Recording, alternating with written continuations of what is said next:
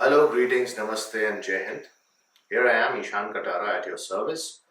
और आज का डीप एनालिसिस होगा फिल्म दो बीघा जमीन पर। बलराज साहनी साहब, what a legend. I mean, he requires no introduction. लेकिन आने वाली जनरेशन्स जो कि ब्लैक एंड व्हाइट फिल्म में बहुत कम देखती हैं सैडली, ये फिल्म अगेन क्यों क्लासिक है और क्यों आज भी रेलेवेंट है। कई फिल्म मेकर्स को मैंने कुछ पॉडकास्ट पे ये बोलते हुए सुना है कि आज दो बीघा जमीन नहीं बन सकती। I beg to differ. कहानी है ब्लैक एंड व्हाइट एरा की।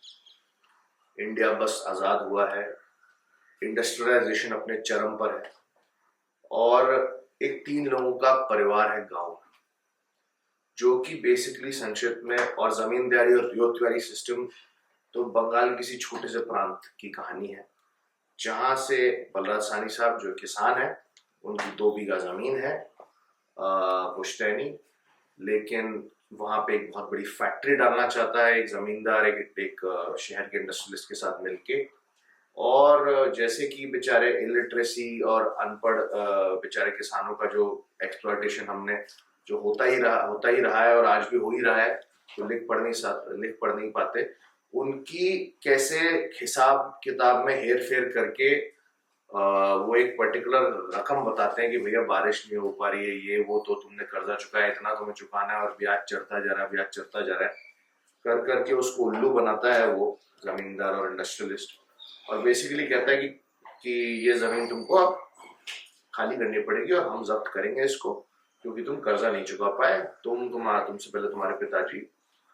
तो वो बोलता है कि माई बाप, मेरा एक बेटा है, मेरी बीवी है, घर में एक बूढ़ी माँ है, ये कैसे मैं बिना इस जमीन के अपना पूरा जो है जीवन व्यापन चलाऊंगा। लेकिन वो बोलता है कि नहीं, अगर तुमने जमीन खाली नहीं की, और वो उसको बता नहीं रहा है कि भैया ये वहां पे फैक्ट्री डालने की उसकी पूरी मंशा है, और कैसे वो बोलता है कि चलो तुम ऐसे नहीं मानोगे, सीधे रास्ते से तुम्हें कोर्ट ले जाओ। अब कोर्ट भी कहती है कि भैया दस्तावेज देख के तो यही लग रहा है, और तुम्हारा अंगूठा भी इसने लगवा लिया है तुम्हारे अनपढ़ होने के का फायदा उठा करके। तो कोर्ट उसको कुछ चंद महीनों की मोहलत देता है कि इतने महीने में अगर आप इतनी रकम जुटा करके ले आते हैं और इनको वापस कर देते हैं तो जमीन आपके पास रहेगी, वरना ये जो है जमींदार साहब की हो जाएगी। अब भैया पहाड़ टूट पड़ा ये तो पूरे परिवार पे। तो बलराज साहनी साहब का किरदार ये डिसाइड करता है कि इतने कम टाइम में, इतने कम समय की मोहलत में अगर इतनी बड़ी रकम जोड़नी है तो एक ही रास्ता है, मुझे कलकत्ता जाना पड़ेगा। लेकिन उसने बहुत भयानक कहानियां सुनी होती कि भैया डेली वेज लेबरर्स बनने के लिए किसान वहां जाता तो है, लेकिन शहर की जो क्रूअल लाइफ है, at that time Kolkata was as merciless as today probably Mumbai is, because it was the British capital and at that time much more affluent. तो भैया वो जाने, अब कोई मरता क्या ना करता, वो जाने का पूरा तैयारी कर लेता है। और भाई उसका जो बेटा है छोटा सा, वो भी जिद करता है कि बापू मैं भी चलूंगा। वो मना करता है, बहुत झुंझला के उसको बोलता है घर पे रहो, लेकिन वो पीछा करते करते आ जाता है, बोलता है चल तू भी चल, मुन्ना अपना टेलीफोन जाना कुछ है। अब ये जाते हैं वहां, जाके किसी तरह पहले तो फुटपाथ पे सोते हैं, पूरे बड़े शहर के चकाचौंध में दोनों बाप बेटे जो रुल जाते हैं, जो थोड़ा बहुत अपनी पोटली में जो पैसा वैसा लाते हैं वो भी चोरी हो जाता है, एक लड़का है पॉकेट मार बन जाता है, फिर किसी तरह एक पूरी झुग्गी झोपड़ी में उनको कहीं आसरा मिलता है, और एक बूढ़े काका है जिनके एक्सीडेंट हो जाता है, तो उनकी हाथ गाड़ी है जिसके रिक्शा जो हाथ से खींचने वाला रिक्शा जो वो चलाते हैं, और वो करते करते किसी तरह गाड़ी ट्रैक पे आती है, क्योंकि वो जो काका है जो एक कमरे में रहते हैं वो हो जाते हैं इंजर। तो वो बोलते हैं कि यहाँ लाइसेंस चाहिए, लेकिन तुम किसी को बताना मत, पुलिस से बच करके किसी तरह तुम ये हाथ रिक्शा मेरे बिहाफ पे चला लो और अपने पैसे जोड़ लो और अपनी जमीन छुड़वा लो। तो मतलब हालांकि द मर्सीलेस, मतलब जो ए दिल है मुश्किल जीना यहाँ हट के जरा बच के, यह कलकत्ता मेरी जाबी, वही मामला है। और दोनों बाप बेटे उसमें रुल जाते हैं। बेटा बेचारा बूट पॉलिश करने को आ जाता है। दोनों बाप बेटे किसी तरह पैसे जोड़ने ही वाले होते हैं कि एक बहुत ही ब्रिलियंट सीक्वेंस है जो हर एस्पायरिंग एक्टर या सिनेमा लवर को देखना चाहिए। जो लोग मेथड एक्टिंग की और डेडिकेशन की बात करते हैं ना, कि उसने भैया रोल के लिए वजन बढ़ा लिया, घटा लिया और बाल उगा लिए, ये कर लिया, वो कर लिया। आप देखिए, वो एक सीक्वेंस है जिसमें एक अय्याश आदमी, और जिसमें दिखा रहे हैं जो आज भी कितनी बड़ी सच्चाई है हमारे देश में, कि या तो इंसान बहुत अमीर है या इंसान बहुत गरीब है। The disparity between the very rich and the very poor, और बस अपनी अय्याशी के लिए कि एक उसकी कोई रोमांटिक इंटरेस्ट और एक अमीर ज्यादा है अय्याश, वो जाती है एक क्या कहते हैं टांगे में निकल। और ये Balraj Sahni just happens to be there, Victoria Memorial के पास वाली मेन रोड है, और तपती धूप में बलराज साहब साहनी ने जो है नंगे पैर जो भागे हैं, वो हाथ रिक्शा लेके उस आदमी को उठा के, वो बोल रहे हैं बाबूजी क्यों इतना तेज भगा रहे हो? बोलते नहीं, इतने पैसे दूंगा, इतने पैसे दूंगा, 500 दे दूंगा, 1000 दे दूंगा, बस किसी तरह उसका पीछा कर मेरी महबूबा। और ये करते करते करते वो आप सीक्वेंस देखिए, उसमें उनका डेडिकेशन देखिए, उनका परफॉर्मेंस देखिए। वो इतनी स्पीड में ही गेट्स इनटू एन एक्सीडेंट, वो आदमी तो चला जाता है, पैसे भी नहीं देता, रिक्शा भी टूट जाता है, ये हॉस्पिटलाइज हो जाता है, डेडलाइन पैसा चुकाने के बहुत करीब है, और एंड में इट्स अ ट्रेजेडी। दोनों बाप बेटे मिलकर भी सारा साम दाम दंड लगाने के बावजूद भी बेचारे इतने नाइव, इतने मेहनती, इनोसेंट लोग हैं कि एंड में जमीन उनके हाथ से छिन जाती है। अब ये फिल्म आज भी बन सकती है, आज बहुत ज्यादा रेलेवेंट है। याद कीजिए पैंडेमिक का दौर, जब शहरों से पलायन करने के लिए मजबूर हो गए थे डेली वेज लेबरर्स, या फिर किसान आंदोलन में जो रिफॉर्म्स लाने की कोशिश की थी सरकार ने, अब वो सही था, मिडिलमैन को हटाना, उसमें किसान का फायदा नहीं था। आज हमने हमारे खेतों को, हमारे विलेजेस को तो खत्म कर ही दिया ना, और ये तब से ये प्रक्रिया शुरू हो गई थी, आज से 70-75 साल पहले, 47 की आजादी के बाद से, क्योंकि इंडस्ट्रियलाइजेशन को आपने प्रायोरिटाइज कर दिया, ठीक है। और उसके बाद अब किसान क्या करेगा? खेती वो कर नहीं पा रहा। आज भी हम बहुत सुनते हैं कि भैया किसान सुसाइड करने पे मजबूर है, और कोई खेती नहीं करना चाहता, सब बस खेत बेच के, स्कॉर्पियो खरीद के, बेचारे कौड़ी के दाम पे बिक के, पढ़ाई वढ़ाई है नहीं, लिटरेसी है नहीं, आ तो जाते हैं शहर में, गेटोज में बस जाते हैं। उसके बाद जब उनका जो पैसा जब खत्म हो जाता है, then their children have to resort to crime or to become goons, और खड़े रहते हैं। आप अभी भी चले जाइए, एक जगह जगह गेटोज बने हुए हैं, जो डायस्पोराज में ये लोग रह रहे हैं। किसान का बेटा किसानी करना चाहता है कि आज? ये सवाल हमको आज पूछना पड़ेगा अपने आप से। एक फिल्म अभी आई थी होम बाउंड, ऑस्कर के लिए गई, वो भी कहीं ना कहीं इसको एड्रेस कर रही है। मैं तो कहता हूँ 2 बीघा जमीन अगर आज के परिवेश में, आज के कॉन्टेक्स्ट में बनाई जाए तो बहुत रेलेवेंट है। तो खैर, again this is one of those films जो कि आपको स्लीपलेस नाइट्स देगी, इंट्रोस्पेक्ट, रिफ्लेक्ट करने पे मजबूर करेगी कि हमने अपने किसानों की और अपने खेतों की क्या दुर्दशा कर दी है, अपने विलेजेस की। जो लोग गांधी जी में मानते हैं तो वो गांधी जी के कोट से भी वाकिफ होंगे, कि कहते थे कि भारत जो है वो अपने गांव में बसता है, और अगर हम अपने गांवों को ही नहीं संभाल पा रहे तो ये देश कहाँ जा रहा है। आई होप कि ये सरकार कुछ प्रयास कर रही है किसानों की दुर्दशा के बारे में, और पानी फाउंडेशन है, ये है, वो है। रिसेंटली आमिर खान साहब का मैंने देखा इंटरव्यू सीएम फडणवीस जी के साथ, तो फिंगर्स क्रॉस्ड। लेकिन हाँ, 2 बीघा जमीन हमको आज फिर रिविजिट करनी चाहिए। Question 1. At what point does survival begins to erode dignity? And is Shambhu, our protagonist, ever truly able to hold on to both?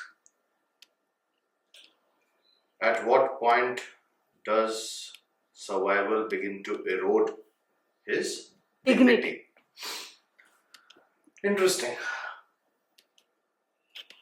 Well, right from the inception of the conflict in the story, I mean, when the character is introduced, he's quite a self-righteous and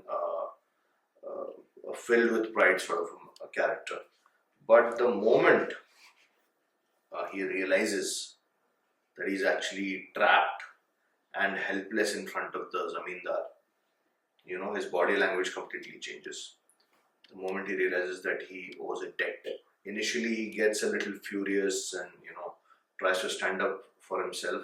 So I think that in the truest sense, his dignity starts getting eroded and it just goes on the decline till the end of the film, is when the verdict is passed in the court of law, which is partially against him, that he has to. It's realistically impossible, impractical, even the judge Saab knows it, for an illiterate farmer like him to manage that amount of money to retrieve his land. So I think it's actually in the court that it hits him. Question 2. Is the city actually an opportunity or just a different form of exploitation compared to the village? I mean, the city could have been an opportunity. I believe it's also the socio-political scenario in which the audiences have been viewing the film or will be viewing. I think from whatever history that I've read and from whatever as a student of humanities and from whatever I've heard uh, from the generation that our grandparents belong to, they must have been in their 20s or 30s when this film was showed in the theaters. So they must, I think those people, that generation was much more innocent and naive. So during that time, they must have had that hope that he might just be able to make that amount of money in the time that he has in Kolkata. But now when you use the film, you know that this is a lost battle right from the beginning of it. It's just, you need a miracle. So actually, you're throughout the film, you're just hoping for some miracle to happen, and that's where that particular scene, where that Ayyash Babu, that brat who sits in his tanga, in his heart rickshaw, and offers him this huge amount of money just for him to chase the girl, is one opportunity, but then again, in vain. So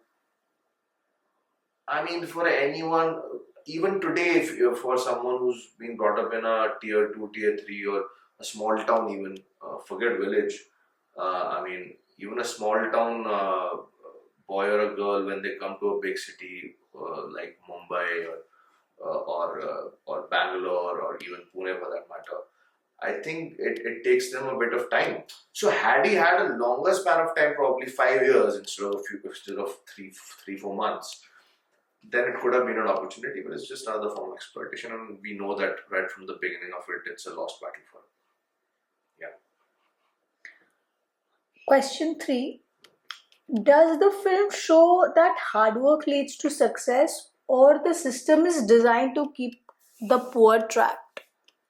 I think the system is designed in a way, and even our law, or for that matter, our constitution, which is, I think, 70 to 75% a rip-off of the Government of India Act of, I forget the year now, which was made, drafted by the British. So, this divide between the rich and the poor, I don't see it going away anytime soon. The system, our laws, and more than that, I think even if even if you want to believe as an Indian citizen that the constitution is foolproof, I think we have, till the time we as a society, as a civilization, as an Indian people, do not get rid of the colonial hangover, a colonial mindset. Just because I can speak English or I'm sitting in my ivory towers, and till the time we do not develop a sense of dignity of labor in our psyche, I think the system is not going to improve, because who makes the system? It's the people, you know. So I'm not saying that you know you are you going to ask your house help to come and sit have a meal on the same dining table as you do. Uh, I mean, that's just a very romantic idea. So yeah, it's the system, but the system is made by the people for the people, and I think democracy is something which is still work in progress and always will be. You have a long way to go. Last question. How does Shambhu's struggle shape his son's understanding of the world? Does it mature him or steal his childhood? He says कि बेटा तू तो बड़ा हो गया. When he starts boot polish, he starts polishing shoes on the footpath to help his father to contribute to the cause of saving his ancestral land. The father is actually proud.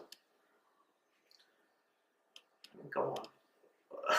What world are you living in? Even to ask that question, ChatGPT, because don't you see child labor being prevalent all around us?